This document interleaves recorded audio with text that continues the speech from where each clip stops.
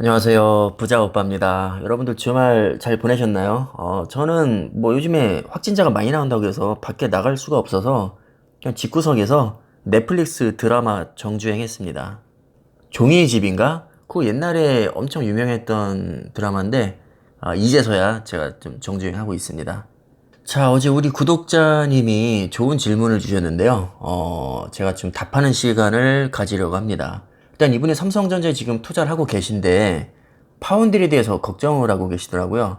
지금 파운드리에 대규모 투자를 한다고 해도, 종합반도체 업체로서 결국에는 미국을 비롯한 팹리스 업체의 수주를 받아야 유의미한 실적이 나올 텐데, 기술 유출에 대한 우려가 많다면 좀 어려운 거 아니냐.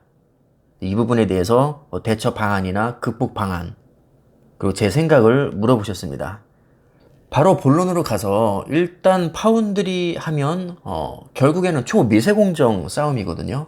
이 파운드리가 반도체를 제조해주는 일이잖아요. 크게는 8대 공정으로 나눌 수가 있는데 보통 우리가 많이 얘기하는 게 세 번째 공정에 해당하는 포토 공정이죠. 말 그대로 사진을 찍듯이 웨이퍼에 그대로 회로를 새기는 작업입니다. 사실상 여기서 판가름이 난다고 해도 과언이 아니죠. 요즘에는 설계를 굉장히 정밀하게 하기 때문에 이 포토 공정에서 이것을 그대로 소화하기가 쉽지가 않습니다. 얼마나 얇고 정확하게 새길 수 있느냐가 핵심인데 바로 이걸 제일 잘하는 기업이 삼성전자와 TSMC입니다. 이 과정에서 필요한 게 EUV 노광기고요. 이 대당 가격만 약 2천억 정도 합니다. 앞으로 나올 차세대의 EUV 노광기는 5천억 정도 한다고 하죠. 근데 이게 생각처럼 단순하지가 않아서 부가가치가 가장 높은 초미세공정 반도체는 삼성전자와 TSMC, 얘네 둘이서 싹쓸이를 하고 있습니다. 앞으로 4차 산업혁명이 본격화가 되고 기술이 점점 발전하게 되면 당연히 초미세공정의 비율이 높아질 텐데 지금 그 어떤 기업도 TSMC와 삼성전자에게 비비지 못하고 있습니다. 앞으로의 가능성을 봤을 때도 이 초미세공정 영역에서 새로운 강자가 딱히 출현할 것 같지도 않습니다. 자, 그렇다면 특별한 이변이 없다면 삼성전자와 TSMC 이 두 기업이 뭐 돈 되는 반도체들은 다 쓸어 담는다는 얘기인데 이미 지금도 고성능 반도체 수요량이 공급량을 한참 초과했습니다. 이게 무슨 얘기죠? 지금도 꿀을 빨고 있고 앞으로는 꿀을 더 많이 빨을 거란 얘기입니다. 자, 그런데 우리가 생각해 봐야 될 게 TSMC가 아무리 이 분야 1위고 규모가 가장 크다고 해도 이 세상에 있는 모든 반도체를 얘네가 다 만들 수가 없습니다. 생산 캐파에 한계가 있기 때문에 얘네들이 소화하지 못하는 물량은 당연히 삼성전자에게 넘어오겠죠. TSMC가 삼성한테 미안해서 양보해 준 게 아니고요. 얘네가 다 먹고 싶어도 어쩔 수 없이 본인들의 능력의 한계가 있기 때문에 삼성에게 넘어간다는 뜻입니다. 아까 질문하신 게 바로 이 부분이죠. TSMC는 설계 사업을 하지 않기 때문에 물건을 맡겨도 뭐 기술 유출에 대한 부담이 별로 없는데 삼성전자는 종합반도체 업체입니다. 종합반도체 업체는 설계와 생산을 다 한다는 뜻이니까 얘네한테 물건을 맡기면 설계도를 보고 제품을 생산해야 될 테니까 당연히 기술이 자연스럽게 노출이 될 수밖에 없습니다. 그래서 아까 질문 주신 게 이게 찝찝하니까 삼성전자한테 안 맡길 것이고 그렇게 되면 삼성전자가 실적이 안 나오는 거 아니냐 이걸 걱정하시는 거죠. 근데 아까도 말씀드렸지만 TSMC가 아무리 좋아도 얘네들이 생산할 수 있는 물량에는 한계가 있기 때문에 좋든 싫든 무조건 나머지 물량은 삼성전자에게 넘어갈 수밖에 없습니다. 그렇다면 기술 유출과 생사의 갈림길에서 고민을 하게 될 겁니다. 근데 사실 이게 고민거리가 아닌 게 기술 유출이 두려워서 만약에 삼성전자에게 물량을 주지 않는다면 그 제품 안 만들겠다는 얘기잖아요. TSMC는 너무 바빠서 안 된다고 하고 다른 기업들은 만들어줄 능력이 안 되고 삼성전자는 기술 유출이 걱정되고 이게 다 싫으면 장사 접어야죠. 현실적으로 어쩔 수가 없는 겁니다. 기술 유출이고 나발이고 본인들이 먹고 살아야 되니까 어쩔 수 없이 삼성전자에게 맡길 수밖에 없습니다.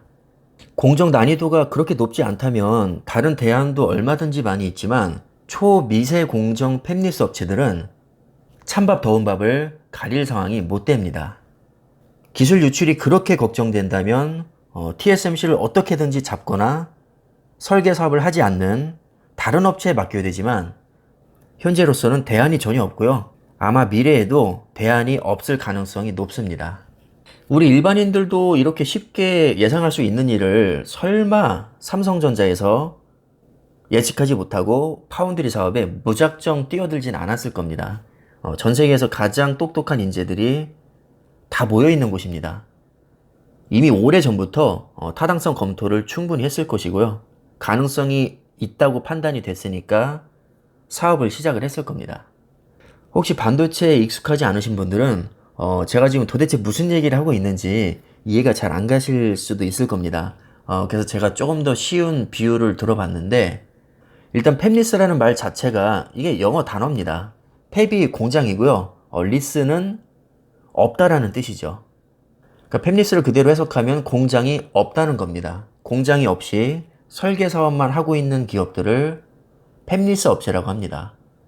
그래서 쉽게 비유를 하자면 팹리스는 포토샵 디자이너가 되고요. 파운드리는 인쇄소가 됩니다. 만약에 팹리스 업체에서 4K 해상도에서 작업을 했다면 당연히 파운드리 업체도 4K를 완벽하게 출력할 수 있는 업체여야만 합니다. 근데 여기에 해당하는 업체가 지금 전 세계에서 삼성전자와 TSMC밖에 없다는 얘기죠. 아니 세상에 인쇄소가 얘네 2개밖에 없냐? 그건 아니지만 나머지 업체들, 그러니까 인텔, 글로벌 파운드리, SMIC, UMC 이런 파운드리 업체들은 4K 프린터가 없습니다. 근데 다음 주에 중요한 행사가 있어서 내가 이걸 출력을 해야 되는데 TSMC는 2달치 주문량이 꽉 차서 다음에 오라고 하고 다른 업체로 가자니 4K 프린터를 가지고 있는 업체가 없고 그럼 어떻게 해야 될까요? 행사를 포기하거나 삼성전자에 맡겨야 됩니다. 근데 내가 책임자라 이 행사를 포기하게 되면 회사에서 잘릴 수도 있습니다. 그럼 여기서 어떤 선택을 해야 될까요? 이건 생각할 것도 없는 겁니다. 아무리 삼성전자가 싫어도 생존을 위해서 삼성전자를 선택할 수밖에 없습니다. 자, 그래서 결론은요, 다 필요 없고 기술력만 좋으면 알아서 다 옵니다. 기술 유출이 두려워서 삼성한테 오지 않겠다? 그거는 회사 문 닫겠다는 얘기밖에 안 됩니다. 그래서 제가 볼 때 중요한 것은 그냥 딱 하나밖에 없습니다. 첫째도 기술력, 둘째도 기술력입니다. 사실상 대안이 없는 상태에서 실력만 있다면 무조건 올 수밖에 없다는 거죠.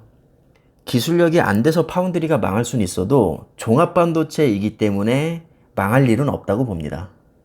이 정도면 제 생각이 거의 다 전달이 된 것 같습니다. 이쯤에서 영상은 마무리하겠습니다. 감사합니다.